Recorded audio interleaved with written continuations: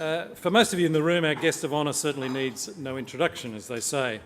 Sally McManus has been Secretary of the ACTU since 2017 and is the first woman to hold the position in the 90-year history of the Council. She comes to perhaps the most important role in the union movement after a lifetime of social justice activism. That activism began or found its focus when Sally was President of the Student Union at Macquarie University. An early champion of environmental causes, according to our colleague Gai Alcorn at The Guardian, she succeeded in abolishing plastic crockery and cutlery in the student cafeteria, introduced composting to the campus, and had smoking banned from the student bar. Should have happened years earlier. During a 21-year career with the Australian Services Union, Sally rose to become New South Wales State Secretary and won a landmark equal wage case for 150,000 of the lowest paid social and community workers.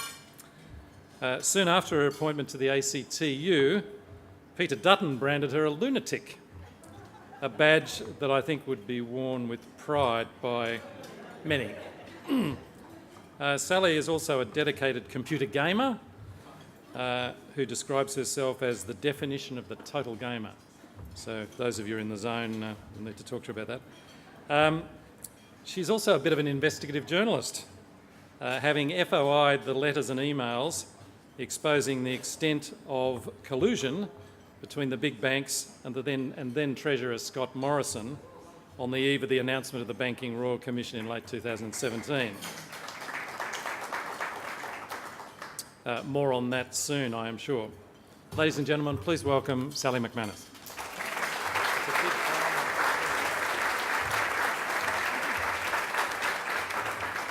Thank you, Mark. I think I really need to join the MEAA now, don't I? Yeah. I want to pay...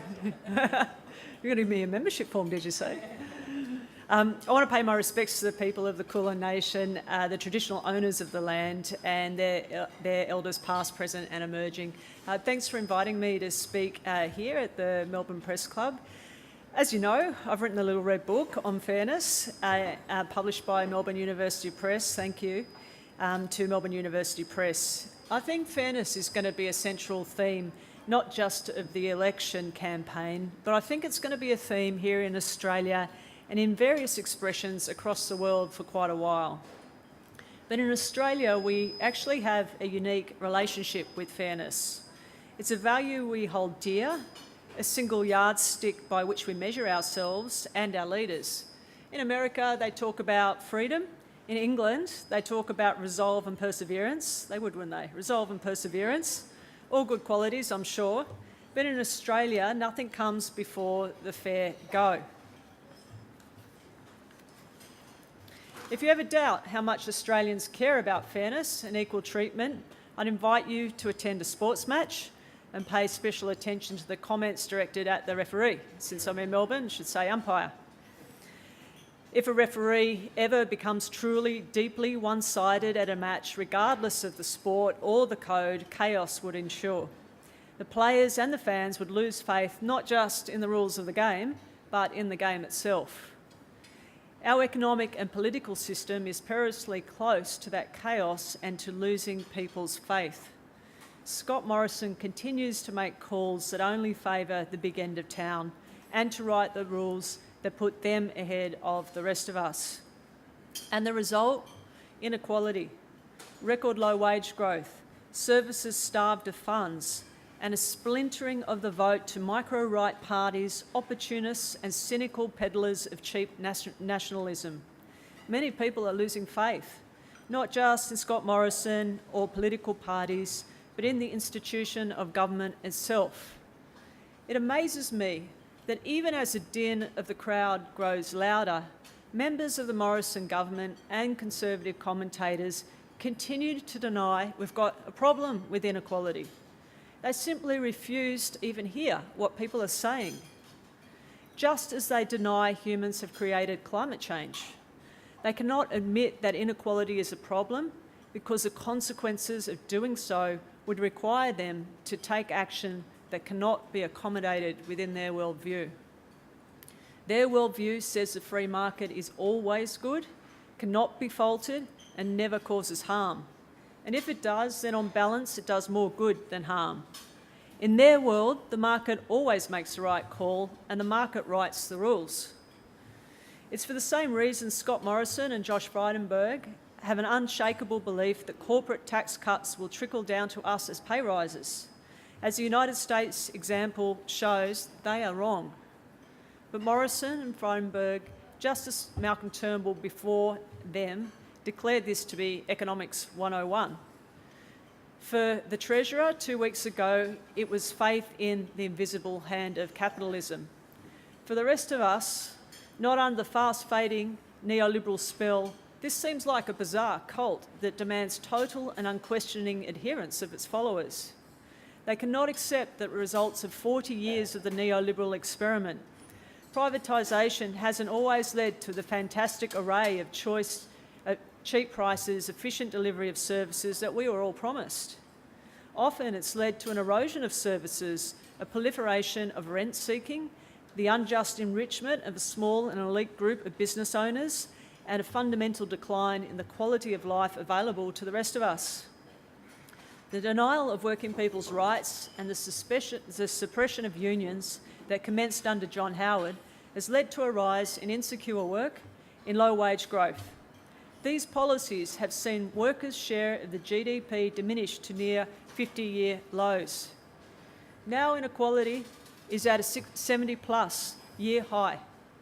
The wealthiest 1% of Australians owns more wealth than the bottom 70% of all other Australians combined. But just like they do with climate change, the Morrison government rejects these truths. They cannot accept that the economic cult they have followed for so many years is not just fallible, but it's failing before their eyes. And just like climate change, there's a point where people's own experience speaks far louder than any economic jargon, selective statistics, or confected arguments. No one can be convinced after weeks of 40-degree heat, fish kills and bushfires, catastrophic floods, melting polar ice caps that climate change is not a human-made crisis. And we cannot be convinced that inequality is not real or increasing when we see CEOs awarded obscene salaries and bonuses while they refuse to give us pay rises that even keep up with the cost of living. We are feeling the consequences of 5 years of no real wage growth at a time of where profits are up. People have been cutting into their savings. People have less to spend. This is not just a problem for retail sales, but a problem for the quality of life for most Australians.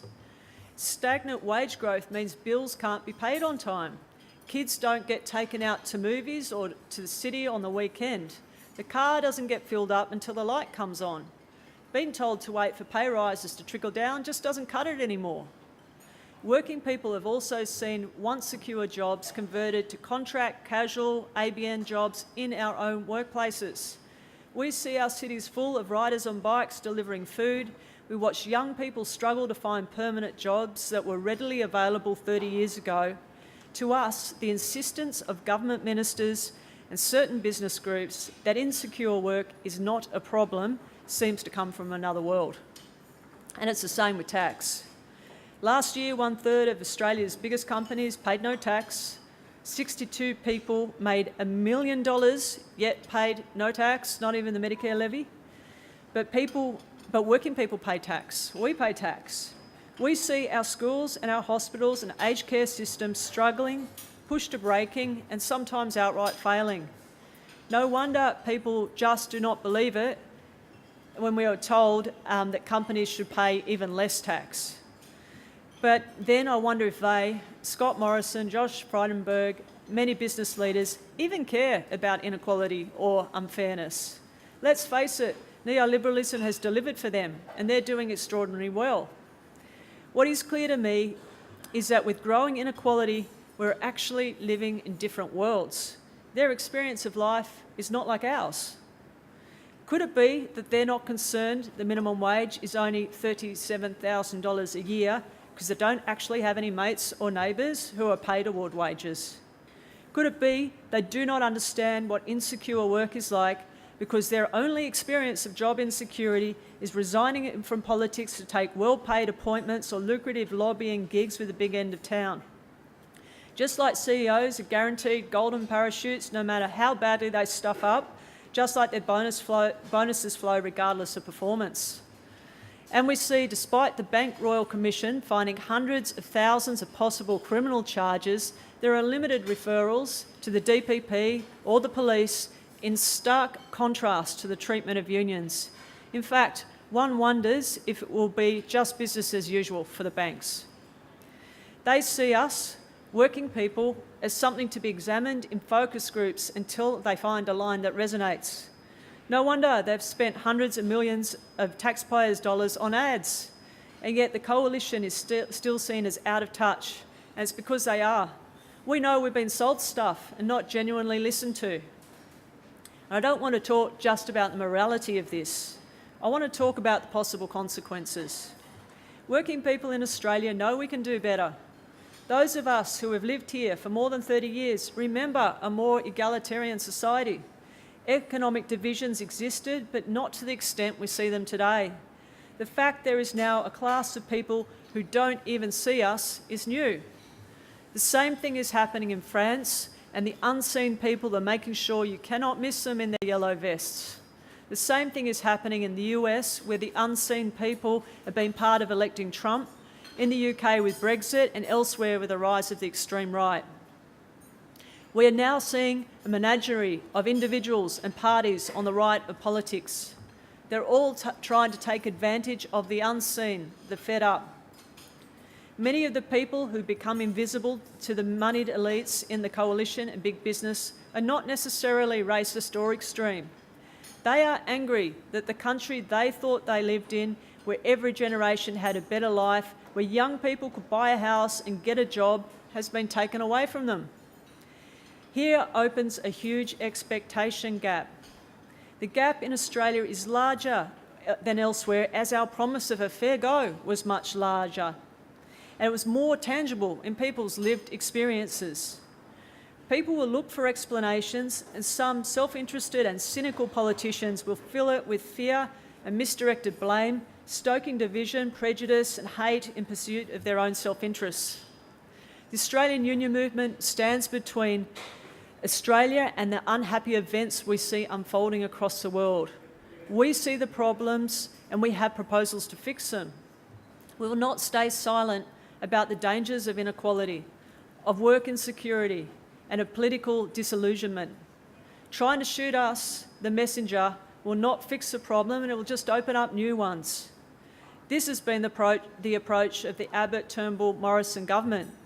They think the more they can delegitimise what we say and do, the better for them. Unfortunately, there are some in the business community who also think the same. But it's been the trade union movement that's made our country more equal and fairer. And we've done this by insisting on rules for fairness. We've had to fight for them, and eventually they became law: Medicare, superannuation, safety, working hours, wages. And we've done this in a way that aligns with our principles about looking after each other and giving everyone a fair go. We want a more friendly, cohesive, generous and equal country where we respect each other, where every generation can be confident and look forward to something better, where working people have dignity, equality and respect. And I believe this is what the majority of Australians want. We want a fairer share of the wealth being created, pay rises, greater job security, a fair tax system. When people know they're sharing in the growth, sharing in the wealth created, everyone benefits. This is good for business and it's good for our democracy. When people are denied their fair share, we become more divided, more separate, more suspicious. People feel either angry or hopeless. Inequality, greed, unfairness, misdirected blame, this all holds us back. But we in the union movement believe in the fair go. We can't turn around inequality in Australia without a strong union movement. It's time for the powerful, for politicians to work with us for a fairer country. If change is not brought about through active government action, people will give up on government's capacity to actually do something. Neoliberalism has led to a situation where people believe governments are incapable of doing anything about their lives, Because if the problems are caused by an invisible hand, well then why bother? This is how people lose faith in democracy. So we must change the rules. The choices governments make to balance the power between employers and workers affects our pay, affects our job security.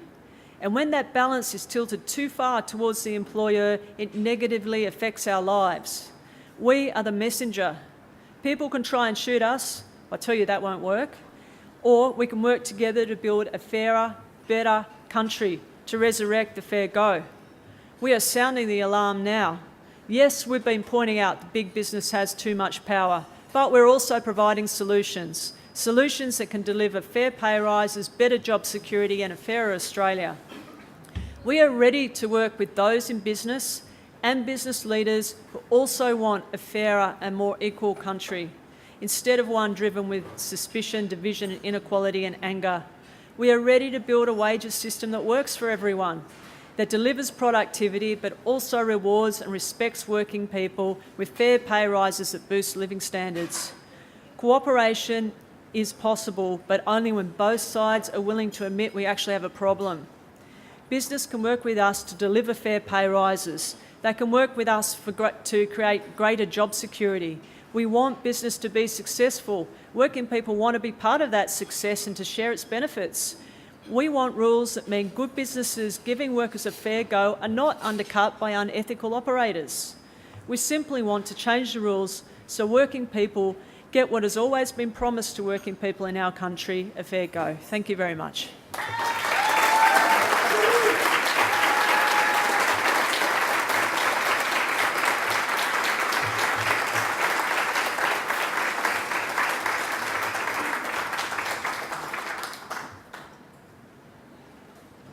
Hello. Sally, thank you very much. Terrific speech. You've spoken very eloquently about the... I should say to preface this, Sally has agreed to take questions from the audience. Our custom is that preference is given to working journalists, and then, if time permits, everybody else has a chance to ask a question. Could I ask that when you do want to ask a question, watch out for the microphones, which are around the room. Have a mic first. And please identify yourself at the outset. If I could start, you've spoken very eloquently about the breakdown, the failures of our political system and the incumbent politicians, the incumbent government. There seems an air of inevitability that Labor will be returned to power in the not too distant future. What is going to change, do you expect, under a Labor government in terms of these fundamental issues? And what in particular does the ACT expect from a Labor government? Thanks a lot for that question. So, as many of you hopefully know, we've been campaigning for 2 years plus around better rights for working people. So that campaign has been focused on addressing the really big problems that we have. And the three biggest problems, if I can explain it this way, is insecure work, which I've talked about, is low wage growth, and also about equality for women, because we still have a persistent gender pay gap in our country, along with other problems too. And so with the Labor Party, if they were to form government, and of course, you know, who knows what could happen over the next 14 or 15 weeks, they've already announced a whole lot of policies around these three areas. So I expect if they do get elected, they will be wanting to take action in all three areas. And that's because in our discussions with them, first of all, they actually understand that there's a problem. They understand there's a problem with insecure work and low wage growth. They understand they can do something about it, and they're prepared to do something about it, which has been a different starting point than with other political parties, because we've actually met with pretty much all the political parties now and put the same arguments to them and asked for, you know, commitments to also change the laws should they be in a position to vote to do so. So I expect, you know, you can already see what's on the record in terms of their announcements that that will be a focus of incoming Labor government if they do get elected. Okay, and are you satisfied with those positions so far, or...? Yeah, we are. Okay. Question up the back. Angus Livingston from Australian Associated Press. Thanks very much for the speech. The unions heavily donate to Labor. The union workers show up in T-shirts at events and press conferences and knock on doors and that sort of thing. You obviously have invested a lot in getting Labor into office here. How strongly will you hold them to account on what you've asked from them in terms of wage growth, in terms of changing the rules? And if they do potentially decide they're not going to do exactly what you want, how hard will you push on an incoming Labor government? Thank you, Angus. Well, first of all, our campaign's an independent campaign. The T-shirts and the fundraising and most of all of that money is going towards the Change the Rules campaign, which is aimed at all political parties, and it's aimed at also, the general public too, around the public support for the propositions we're putting. So it is an independent campaign, and because of that, but not just because of that, regardless of who gets elected, we'll be wanting to keep pressing our solutions. In terms of Labor, if they get elected, absolutely we will be wanting to hold them to account. We're not putting all this effort into this because of any other reason than wanting the actual laws changed so that working people do have more secure jobs and we can turn around low wage growth. And so, we will do everything within our power to make that so. Yes, Ewan Hannon. Oh, hi Sally, it's Ewan Hannon from The Australian. I just wanted to ask you about the ALP National Conference last year and what was agreed to on workplace policy. In relation to industry-wide bargaining, will unions continue to press for it to be made available if Labor wins power across the board? Or will you accept initially that it's only going to be available in certain industries? And also, how important is the right to take industrial action in support of those claims? Yeah, thanks for that question. So, in terms of multi-employer bargaining, which is actually a more helpful way of explaining it, we believe this is absolutely necessary in order to fix the wages problem that we've got, and Labor recognise that that's the case as well. And I'll tell you why. Enterprise bargaining's failing, and it's failing on the statistics. It's dropped 8% in 8 years. It continues, it dropped another 1% in the latest statistics. If it continues at that level, the idea of the type of collective bargaining we currently have will disappear. Awards will still have a really important role to play as well, and they're more sort of across industries, and so that will stay the same. But enterprise bargaining still has an important role to play as well, but there does need to be other options, and those other options we've said consistently, and the Labor Party supports this, need to be available where enterprise bargaining isn't appropriate or isn't working in those sectors. And there's several sectors where that's really obvious. Anywhere where there's a third party that really makes the decisions, where you're not really bargaining with the person who can make the decisions. So that's, of course, in funded services. That's also the case if you're at the bottom of a supply chain and, people, six levels up make the decisions about what your wages are, and you can't negotiate with that particular person. A whole lot of small workplaces where it's just not efficient. It's not efficient for the employer. It's not efficient for the workers either. Also, there's plenty of sectors now where basically it's leading to a race to the bottom, an enterprise-only system. And so you see what happens is that a whole lot of good employers negotiate enterprise agreements with their workforces only to be undercut just on the issue of wages. So that is outside of those funded services that I've said. So our position is, and what the Labor Party said in December, is that multi-employer bargaining should be an option where enterprise bargaining isn't appropriate and isn't working. In terms of industrial action, so the option to take industrial action as a last resort absolutely has to be available for multi-employer bargaining, just as it is for enterprise bargaining. We already have a multi-employer bargaining stream, but you can't take industrial action. Employers can multi-employer bargain, but workers can't. And it's sort of part of the problem, in a way, of the failure of that system. And it's not that anyone wants to take strike action, but if you don't have that as part of your bargaining tools, if you're the workers' side of the bargaining table, well, then you're in a much weaker bargaining position. So we would see that it's absolutely necessary and right that whenever you're bargaining, that you should have that right as a last resort to withdraw your labour. Matt Dunkley. Sally, Matt Dunkley from the Age and the Sydney Morning Herald. I'll throw two as well, same as Ewan did. Two quite unrelated things, though. You have on a number of occasions, and in your book as well, by the look of things, invoked the legacy of Gandhi and Martin Luther King in explaining the conduct of the CFMEU. Given the dignity that we would associate with people like Gandhi and Martin Luther King, I'm wondering on what level that comparison is not completely ludicrous.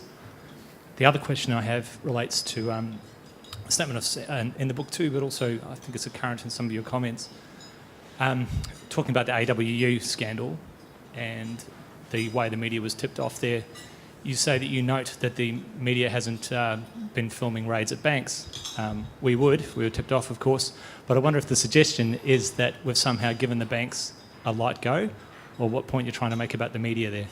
Thanks. Thanks. It's really unfortunate that some media outlets have tried to say that I've equated our strike laws with apartheid in South Africa. That's just not true. That it would be a stupid comparison and not one that I would make, just not. The broader point about people around the world having to sometimes break the laws of the time is really pointing out that, you know, sometimes governments aren't fallible and sometimes governments, you know, that's necessary in order to move things forward. When I talk about those particular people you mentioned, the point I was making is that they all have trade union histories. I'm not comparing them to the CFMEU, so I just want to make that clear. The second question about, I don't think you can call it AWU scandal, I call it the Michaelia Cash scandal.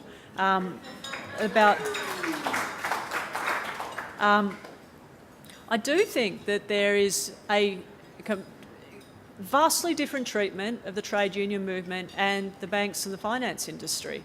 If you think about the size of unions, not their membership, but the people who work for unions, the amount of money involved, compared to the finance industry, well, they are huge.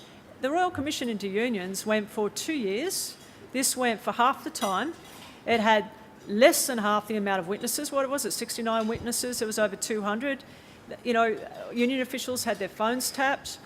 Union officials were arrested with the cameras there, like happened to Johnny Lomax. Later, of course, you know, found to be innocent. All of these things happened, and that's not what happened with the Banking Royal Commission.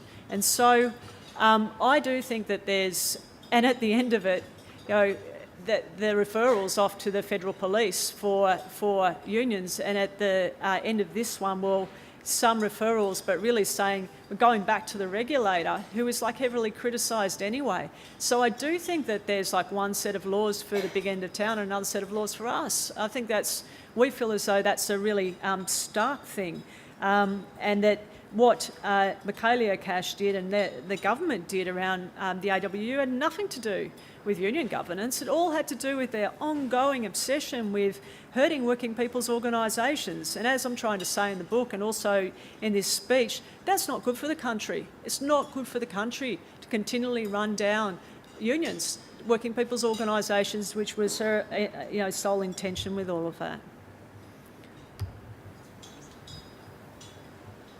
Hi, Michelle Piney from Independent Australia.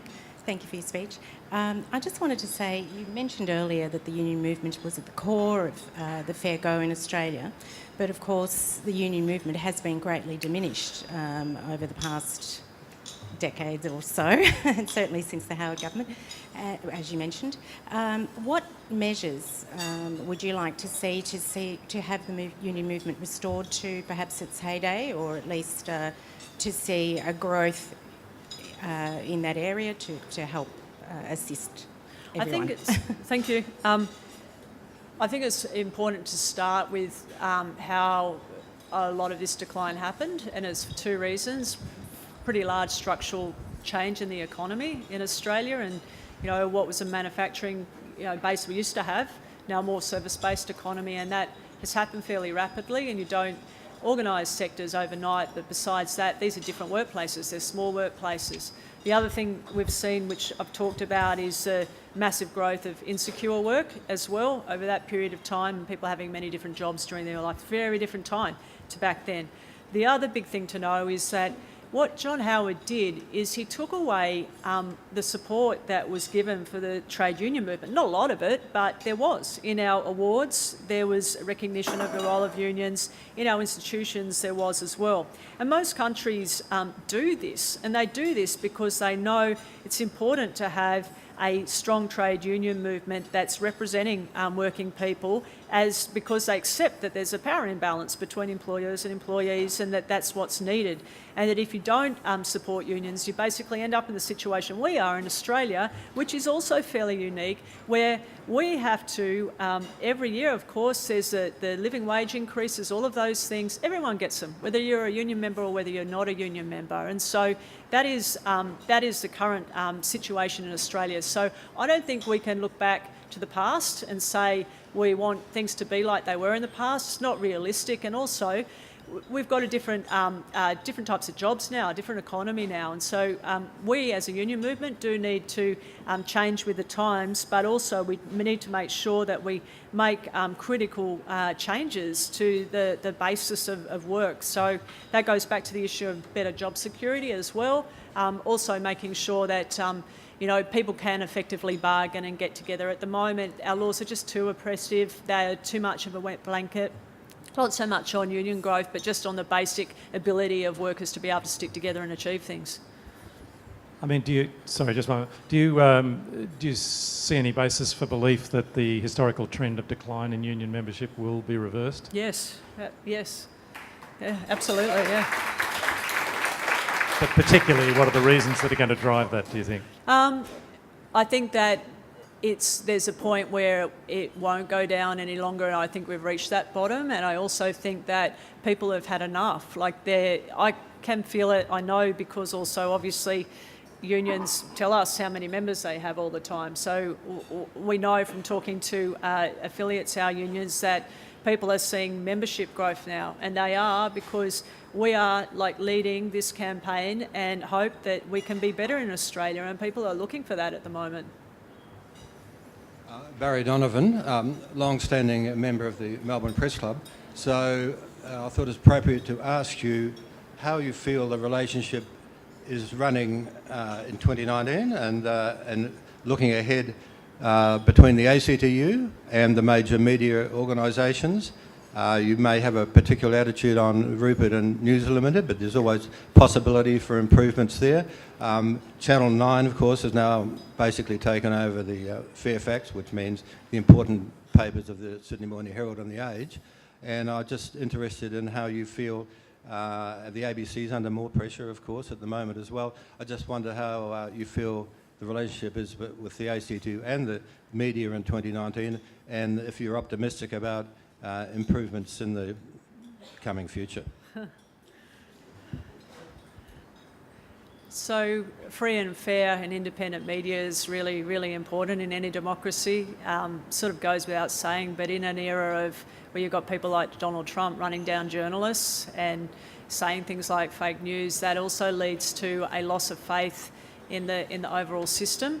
And we don't want to be part of that, and that I know working journalists believe in free and fair press and doing the best they can in the situations that they're in. And I just look at the lack of resources in a whole lot of media organisations with so-called digital disruption, how hard people end up working. It just amazes me sometimes when I go and do media, and I feel like the other day, for example, we had this Save Hakim rally in Sydney, and I ended up doing the interview for Channel 9. I was doing it with Craig Foster, and I thought, God, this is called outsourcing. Maybe I should bill them. So I think that a lot of media organisations are under a lot of pressure, and we try and sort of have the best relationship we can. But also, obviously, a whole lot of media organisations are also owned by the big end of town, and that's just life. Any more questions? And anyone in the room welcome to ask a question if they wish. David Polden. Thanks, David. Perhaps slightly following on from that last question in one sense, David Polden from Inter Ellison. Thanks, Sally. One of the other areas of great interest to many of the people in this room are the vast raft of security laws that have been brought in the last few years, and notably the major parties have had barely a cigarette paper between them in relation to those laws. I wondered, are you aligned with their views on that, or does the union movement have a different take on the way in which we've now got almost, in a sense, without knowing it, to a stage of a surveillance state and a situation where journalists can be locked up simply for having information in their possession? Yeah, we're absolutely concerned about that. We've had that on record as well. It's also another attack on democracy, a less free country where things like that happen. It's been unfortunate that that's the way things have been going, and we'll continue to speak out against it. Could I ask one other, if I may, Mark, just one other question, another important matter. Could I just get your current recommended game and your all-time classic, please? You know what, it's funny because when people read out the CV, I just think, I don't have enough time to play computer games anymore. That's how bad it is. Red Redemption is the one I'm playing at the moment, and my all-time favourite is Civilization. Back to the issue of fairness, seeing I know nothing about computer games, so I'll have to ask my son. I'll tell him that though. I think he likes Civilization too. It's about as much as I know. On the question of fairness, one of the key issues, and I know this has been the position of the ACTU and a lot of the welfare groups, is that New Start is abysmal. I think for a single person, it's under $40, which is incomprehensible. I think the position of the ACTU and the welfare groups is there should be an increase of $75 a week in that. Yeah. And yet I believe the position is that we have no indication from Labor that they're inclined to change that or to adopt that position. What can be done about that? So at the moment, neither political party has announced that they'll do anything about that. You're right. We join with the BCA and the ACOS saying that New Start is absolutely appalling. It is humiliating. It leaves people in poverty. We see working people as the bigger group of working people, that many of us are going to be out of work at a particular time, and by humiliating people and leaving them in poverty, we're not. It's immoral, but also we're not assisting in actually people getting jobs. So we're going to continue to advocate that position until New Start is raised. Yes, one more at the back. I'm going to swing it again. Just curious to know, given the unions have a really important role in the governance of industry funds and the partnership with businesses, does the union member have an opinion formed yet on this idea of the one fund for life? This idea that you get your fund and that's the only time you get defaulted in? Have you had a chance to have a think about that as a recommendation from the Royal Commission? Yeah, at the moment we're sort of carefully going through those recommendations, and I think next week, because some of the government's looking to respond to it as well, we'll be coming out with our views on all of those things. Thanks. Okay, any more? All right, I think if we've exhausted questions, we might get an early cut. So thank you very much, Sally. Cheers. Thanks, guys. Before you go, I'd just like to make a small presentation.